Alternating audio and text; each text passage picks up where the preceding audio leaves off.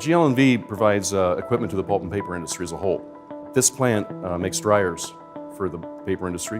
It's a big shop. We have a lot of crane capacity, 43 cranes, counting the jib cranes, about 200,000 square feet under roof.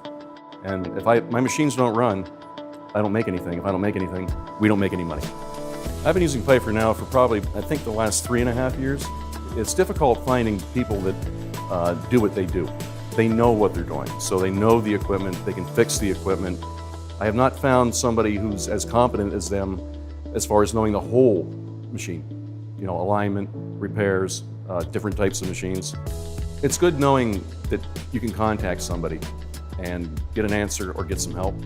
We have older equipment here, and a lot of it, and if it goes down, I'm in trouble. So knowing that I can call somebody and get them here and know that it'll be right when it's done, and it'll be up, and they won't leave until it's right, that's a good feeling.